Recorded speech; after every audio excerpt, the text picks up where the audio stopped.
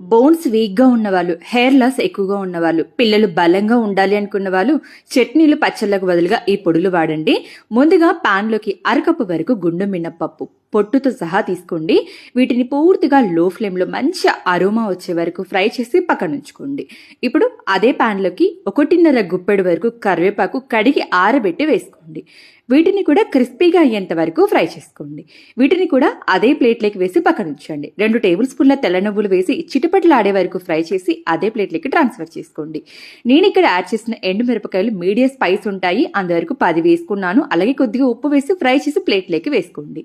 పూర్తిగా చల్లారక 10 వెల్లుల్లి రెబ్బలు, కొద్దిగా చింతపండు వేసి నచ్చితే ఇంగువ యాడ్ చేసుకోండి. వద్దు అనుకున్న వాళ్ళు స్కిప్ చేయండి. మెత్తగా కాకుండా కాస్తింత బరకగా గ్రైండ్ చేసుకోండి. వేడి వేడిగా దోశలోకి, ఇడ్లీలోకి, అన్నంలోకి కాస్తింత నెయ్యి యాడ్ చేసి పెట్టారనుకోండి, పిల్లలు ఇష్టంగా తింటారు. రాబోయేదంతా వింటర్ సీజన్ కాబట్టి బాగా హెల్ప్ అవుతుంది. నచ్చిన వాళ్ళు లైక్ చేసి షేర్ చేయండి.